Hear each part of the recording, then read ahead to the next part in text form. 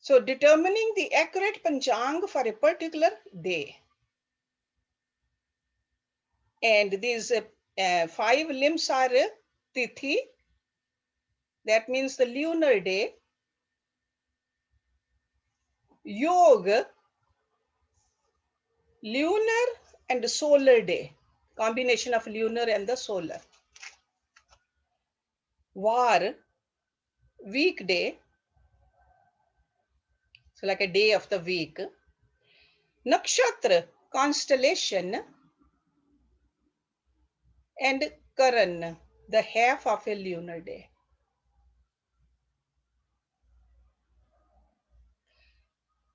Okay. So this is the calendar, daily calendar used by the Jyotishis when they come up with the, is it a proper muhurat or not, proper time or not to do something. Okay. So just, in fact, a lot of social events, religious events are based upon this. All right, now let's start today's class. Good morning, everybody. Namaskar. We've been talking about sadhana quite a bit. So today, in a very general way, I'm going to explain how an average person should do the sadhana. Okay, not if somebody you have some problem, not if you are hurting, not because of that. Then you should just go to your yogi guru or some other wise person and discuss it. But in this group class, general class, I'm going to talk about a general sadhana. Because sadhana is the purpose of human life. Quality of our life depends upon the quality of our sadhana.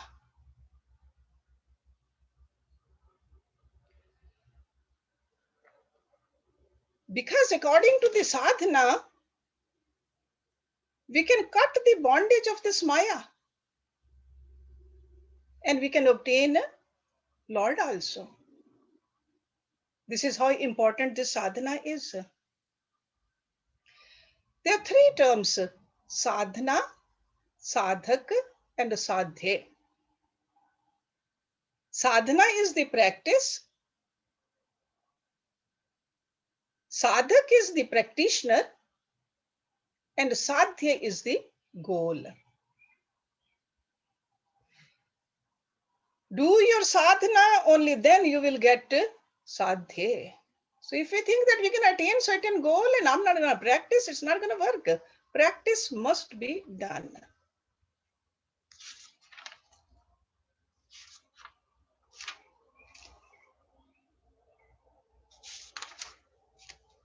When we do the sadhana,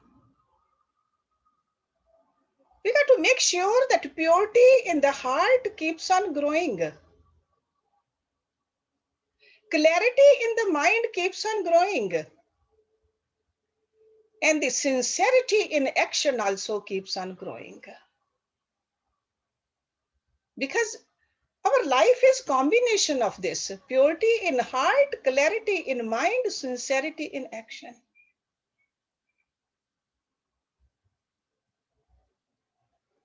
Sometimes we think that we go through difficult times, physically, mentally. We are unhappy. Our scriptures say you cannot be unhappy without a reason. We don't know the reason, but you cannot be unhappy without a reason. But on the other hand, you can be happy without any reason. So we got to do the sadhana so that we are happy without any reason. That means our awareness is towards the upper chakras. If our awareness is towards the bodily chakras, sure, there will be ups and downs. So we got to do sadhana so that you can be happy without any reason, because you are connected with the source of happiness, which is the Atma and Paramatma. So sadhana we need to do at the body level.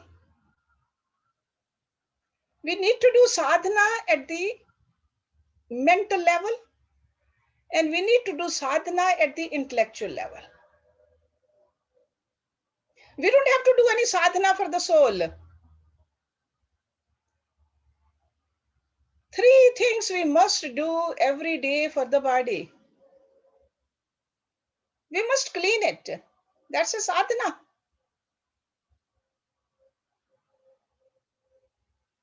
Not only clean it from outside, sure, you all wash your face, brush your teeth, take a shower.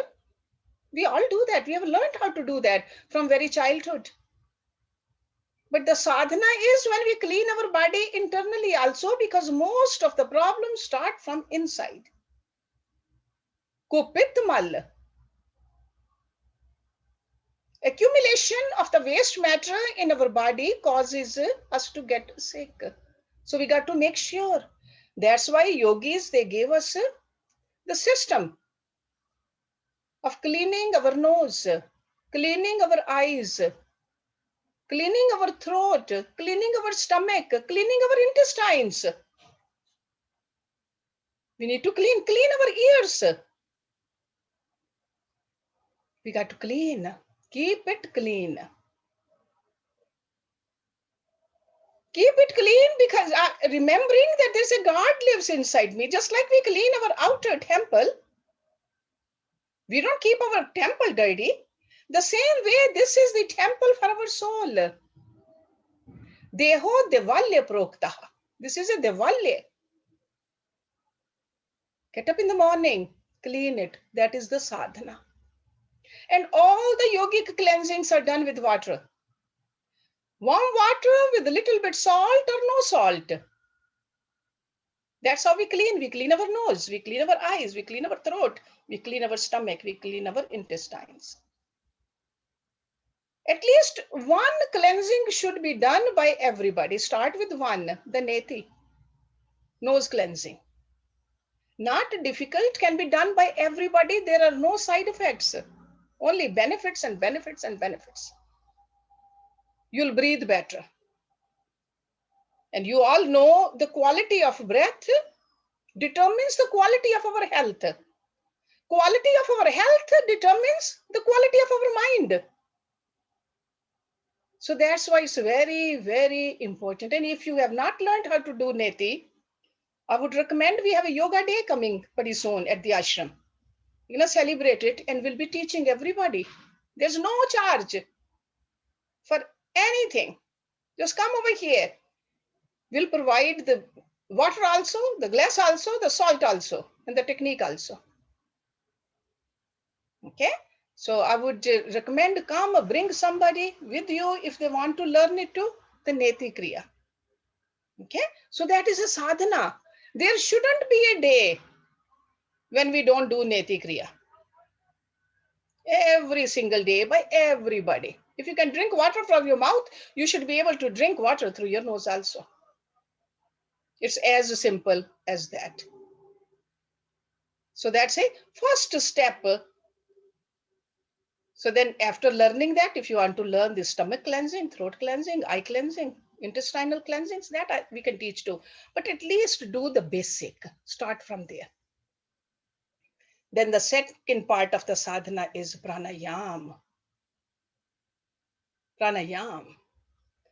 Because you breathe all the time. Through the breath, you take the prana in. Prana is this vital energy which is pervaded everywhere in the universe.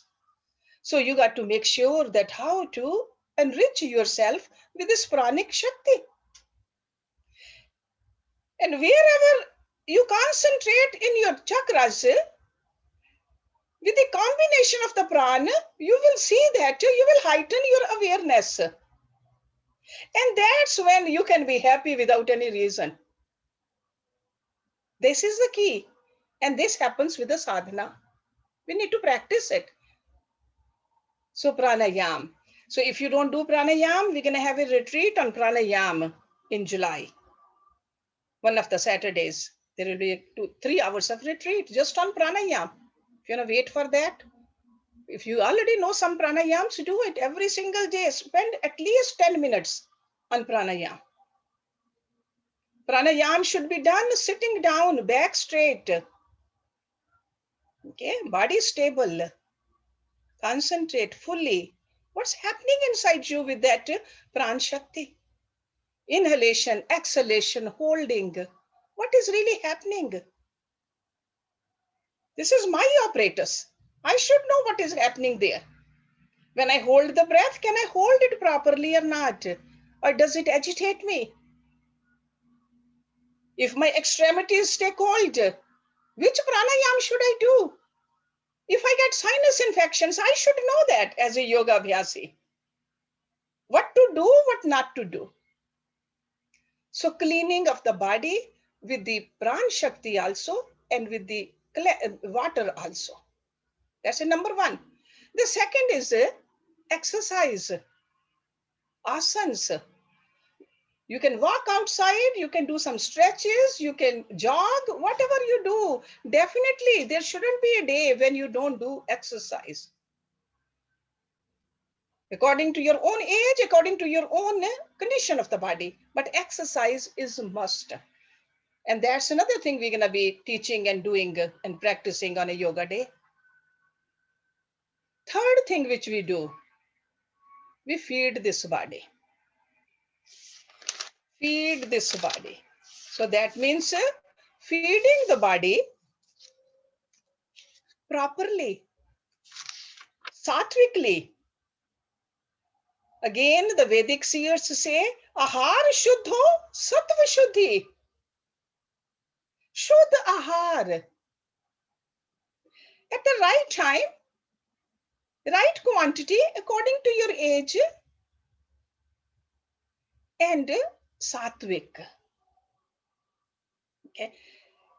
Don't overeat, don't undereat.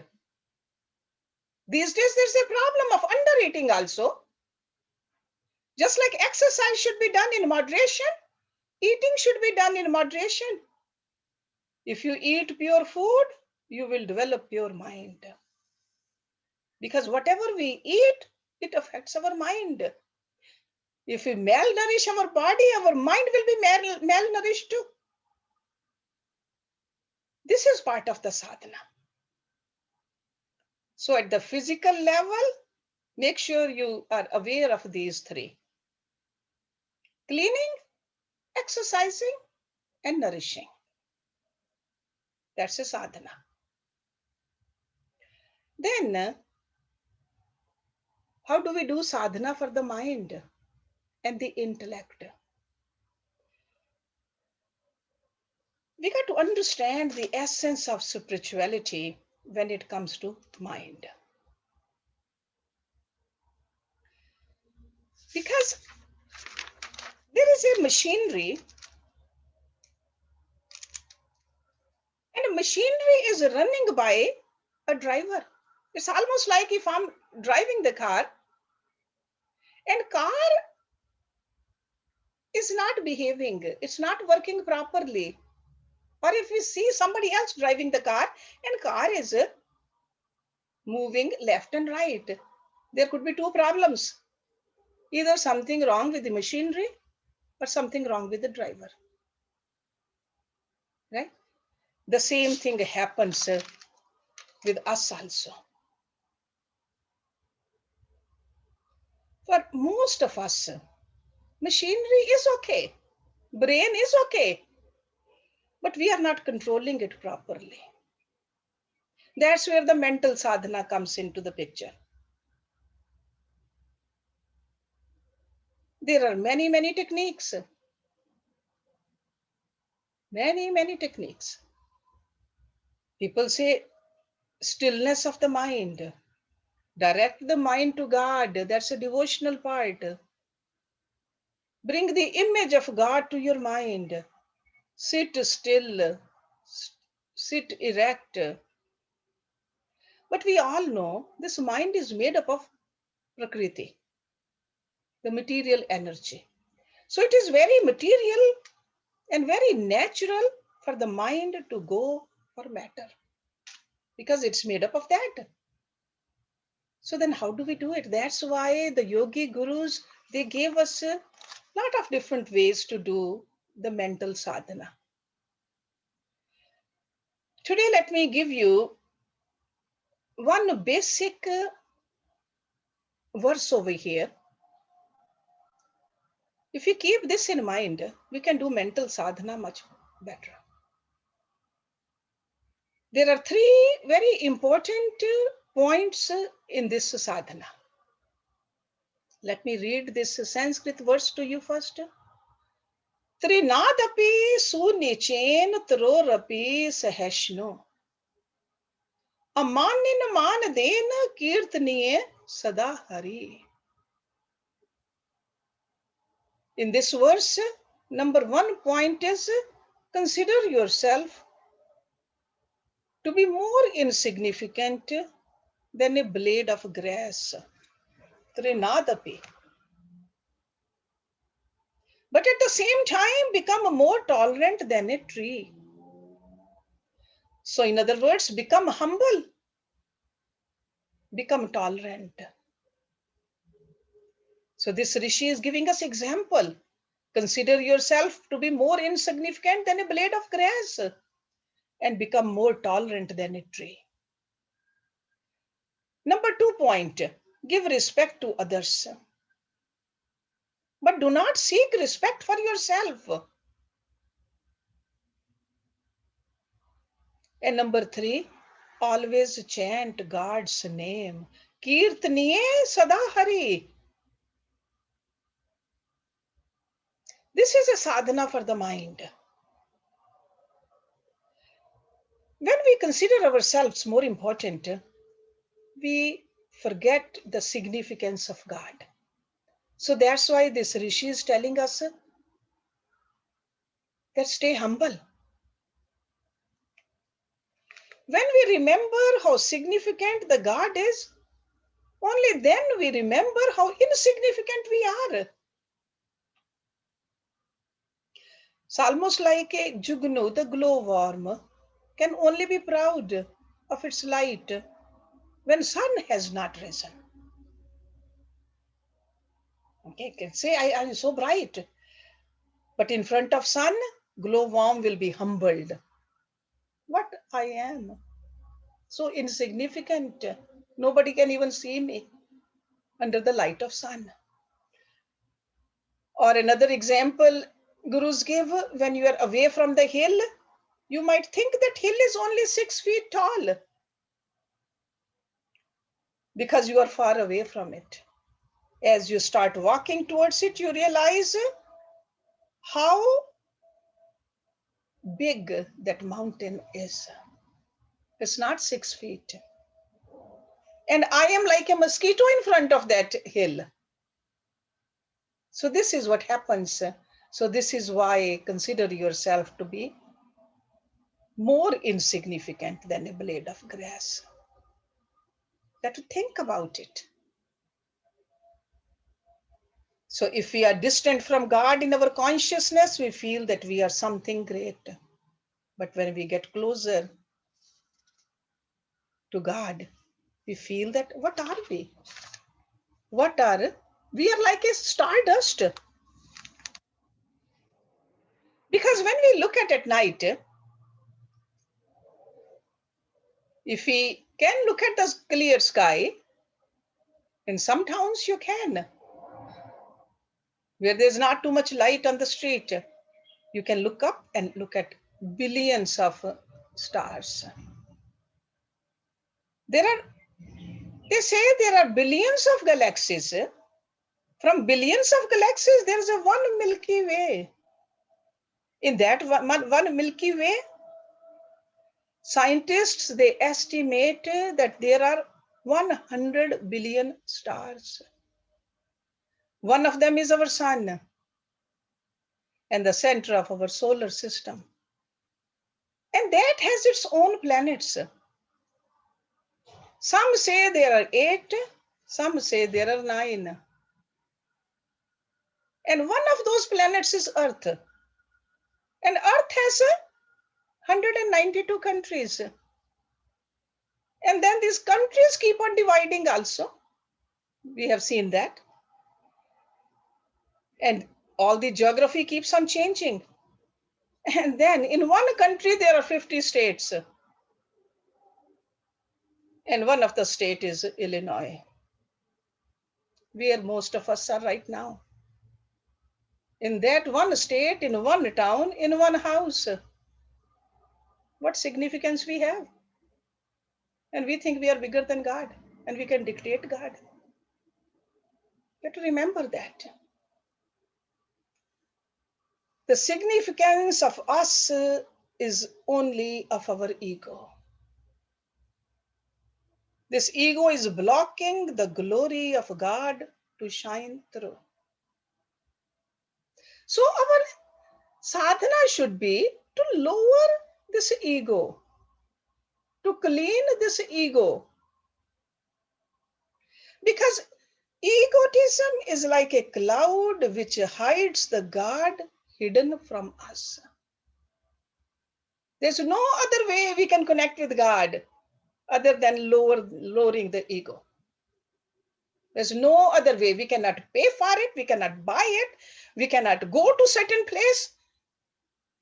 We got to just wherever we are, just do the sadhana to lower your ego.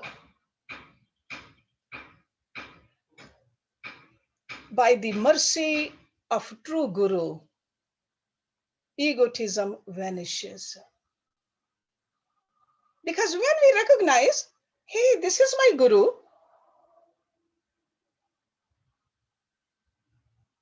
and Guru doesn't have an ego. Guru is so much bigger than I am. Then what right do I have to have an ego?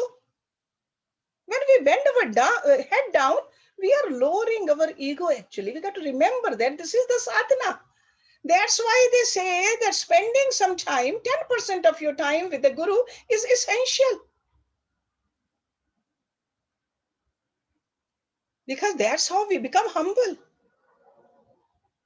All the saints of all the traditions have said that you have to destroy this ego. So it must be right. There has some truth to it.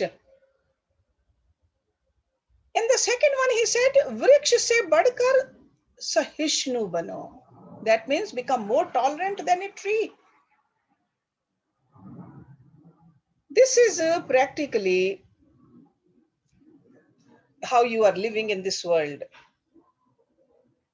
Because everybody in this world we live in, whether it's in our families or at a workplace, they are not God realized.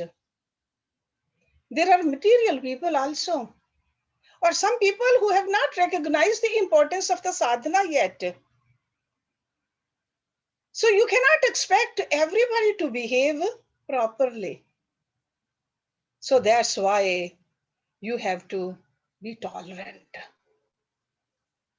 Because in this world, especially these days, people feel that they have the freedom to say anything they want to. And if we start feeling bad about it, that this person said this and he said that, then your own BP will go out of control. Only solution is that you become tolerant. Sahishnu. So that's why he's giving an example of a tree. Tree is so tolerant. If someone throws a stone at it, it does not punish his back. If the tree has the fruits or the flowers, it will give that. There is a powerful story about this. The real story, actually. In fact, from a very powerful king in Punjab, you have all heard his name, Maharaja Ranjit Singh. He is the one who had the Kohinoor diamond in his kingdom. Maharaja Ranjit Singh. One day he was going in his kingdom for rounds. Kings did that. Okay, they made a round. There was a boy who was throwing a stone at a mango tree, and accidentally it missed the tree and hit the king. Right away he asked, "Who threw the stone at me?" His people told him that it is this boy. He said, "Bring him to my court tomorrow morning." Mother was worried all night. She couldn't sleep. And both mother and the boy went to the court next morning. King asked the boy, "Why did you throw? Why did you throw a stone at me?" He said, "I was aiming at a mango tree, but it missed and hit you instead, and I apologize." King instructed his servants to bring a basket of mangoes for the boy. Minister said, "This boy hit you with a stone and you want to reward him with a basket full of mangoes?" Ranjit Singh said, "If he would have hit the tree would have given him mangoes."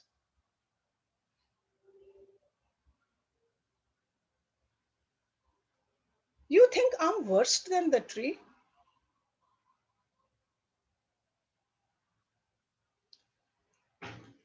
Why should I punish him? I should learn from a tree to be tolerant. This is what it means. And in our life, nobody is hitting us with the stones or sticks. When they hit us with the words, be tolerant. You don't have to absorb it. Sadhana is not to absorb it. Sadhana is not to react. Sadhana is definitely act. Somebody is throwing a stone at you, sure you should act and move away. More alert you are, easier you will move away. If you need to reply back, do reply back, but not react and not absorb. This is the sadhana we need to learn how to do. This is a mental sadhana. Bhagavad Gita says the same thing. Lord Krishna told Arjuna, "Matra sparshastu kaunte sheet ushna sukh dukh daha." This is in chapter 2, verse number 14. You can look at it. That Lord Krishna is telling Arjun that learn to be tolerant. Yogi is tolerant. He uses the word Tishak Swabharat. And then the second lesson from this simple verse is respect others and do not expect respect for yourself. Right? He said, "Amanin manaden." Always offer respect to others, thinking that they are parts of God. Even a little child, a baby, a young person, old person, there's a God in all of us. This vision will take you higher and higher and higher. By giving respect, you are moving, you are elevating yourself. This is the sadhana. Because first you will think that they are parts of God. That's why you are giving them respect. They are part of God. Then you will see that with this kind of a sadhana, you will say God is seated in all of them. And then the more high state is like a highest vision is when you see everything is God. Everything. There's nothing but God everywhere. It's not only seated in God, not just part of God, everything is God. Sarvabhuteshu ya pashet bhagvat bhavam atmanah bhutani bhagvat atmani bhagvat uttamam. This is from Bhagavad Puran. Highest devotee is one who has the divine sentiments towards everyone. So if we think we are devotees, if we think we are the seekers, or if we think we are this a practitioner of spirituality, then if we don't have the divine sentiments, cultivate this divine sentiment. Everybody is God. He has solidified this divine sentiment. And we need to learn how to treat everyone this way. And it definitely takes practice. That's why this is a sadhana. Nobody can give it to us. We got to do the practice about it. The minute we feel that somebody is lower than us, change your thought. These thoughts are our thoughts. We should have a control over our thoughts. If it's going in the wrong direction, bring it back into the right direction, and that is the sadhana. So we have to start from the first rung that everyone is part of God. That is the very first stage. Everyone is part of God. Start practicing, respecting everyone, and second part, this, not desiring respect. Because often we say that, no, that person did not respect me. Why should I respect? Don't desire respect. Okay? Just give respect. And the third point in this simple verse is, this is also another aspect of sadhana, taking the name of God. When we say the name of God, whether it's a Ram or Krishna or Hari, doesn't matter which name we are using. Because we know there are not many gods. We all know that. That's what we study. According to the Upanishads, Bhagavad Gita, Ramayana, wherever we studied, there are not many gods, but many ways to think about gods. So when we say Krishna, sure, we are using the name Krishna to think about the same God. Whether we say Ram, whether we say Jesus or Buddha or any other name. So many ways to think about God. So that's why it has been emphasized by all the Bhakti saints. Tulsidas ji in Ramayana has mentioned this several times. Kali Yuga keval naam adhara, sumar sumar nar utrai para. Got to remember God with a name. There's an example of Valmiki in Ramayana.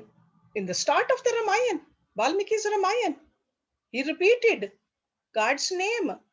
Even though he said Mara Mara, but he was thinking about God.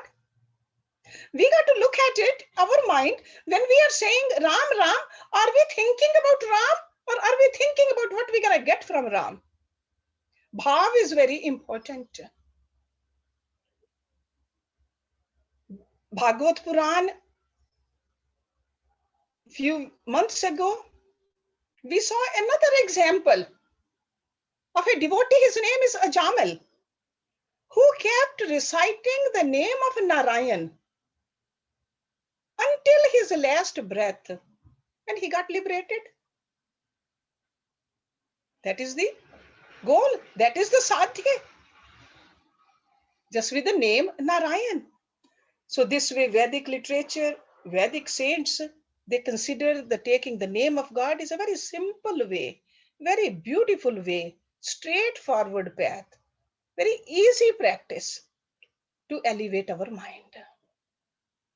And the beauty of this is that you can do this anywhere, anytime. You can go for a walk,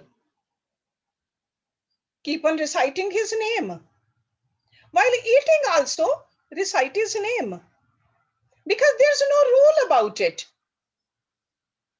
When you get up, recite his name. When you sleep, recite his name. You will see that during sleep also you'll be reciting his name. My own mother, she recited God's name so much. We used to live in Shimla, in a very remote area. And I'm talking about 50 some years ago. She used to go on it's like a little creek. She would go to wash our clothes, and she will see God standing there, helping her to wash the clothes in that cold water during winter. So there's no rule about it that you have to sit at a certain place to say the name of God while you're driving, while you're cooking, while you're cleaning, no matter what you're doing, the name of God. Only yesterday, I just happened to look at on the social media, line of doctors in India, in a hospital, before going for the treatment of the people, some with the masks on, it was a COVID time, and they are praying to God in the hospital. And there was an interview of one of the great surgeon over there. He said, we don't treat. If I think that I treat, then why some of the patients die? And some of the patients which I think that they cannot be cured, they get cured. He said, it's God. So he said, that's why in this hospital, when we do any kind of a surgery, we pray first. And they had a big statue of Ganesh over there. And all the doctors, they were just showering flowers, lighting the lamps over there. So that's what we should do. Start the day with the name of God. Prayers to God. But then throughout the day, also this is the sadhana too. But remember just not only the name of God, but the sentiments of the God love. Divine sentiments should be accomplishing with the name. So without bhav, there's no bhakti. We don't want to just only recite the name Ram Ram or Krishna Krishna. Because without the bhav, vigrah is a stone murti. That's why the scripture say, na kashte vidyate devo na shilayam na mrityushe bhave hi vidyate deva tasmat bhavam samacharet. God resides neither in stone nor in wood. Na kashte vidyate devo na shilayam na mrityushe. So God resides neither in stone nor in wood. God resides in the bhav of your heart. So this is a practice. This is a sadhana. Today we don't have that kind of a bhav. But with the practice, with this knowledge, we can have that bhav. We can cultivate this bhav. But just like towards the murti, the statue, similarly keep the sentiments towards the name also. It's not just the name Ram I'm saying. We got to remember that this is a name of my God, my beloved. Just like we say the name of our beloved, it's not just a name for us. With the help of the name, we are remembering that person. We are connecting with that person. The same way with the name of a God, we got to connect with God. That is bhav. So God is seated in the name. Then you know what will happen? You will feel that nectar, which is called a rasa. Develop this faith that God is in the name. Because we have all, I'm sure, developed this kind of a sentiment in the form. Okay, so from the form to the name also. we are actually habituated, we are expert in it, but have done it only for the worldly people, worldly things. So we got to do that for the divinity also. Samujat saras naam uraname. Okay, if it's announced that the Ram is coming here, people will come from far away. Remember when about the Ganesh also, drinking Ganesh, everybody believed in it. There was a sentiment about it. Okay, So take the name of God with every breath, along with that feeling of God also.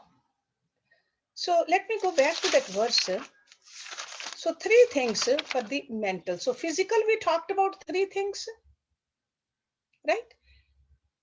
Clean it, exercise it, and nourish it. That the sadhana for the physical body. For the mind, these three things. Consider yourself to be more insignificant than a blade of grass, but become more tolerant than a tree. Okay, work on that. Give respect to others, but do not seek respect for yourself. And number three is always chant God's name. So this is a sadhana for the mind, that is a sadhana for the body. Okay, so I think it's 11:17 right now. I'll stop talking. We can have some discussion, and then we'll continue with the more pointers towards the sadhana or the practice in our own life. But first, practice like this, though. Okay.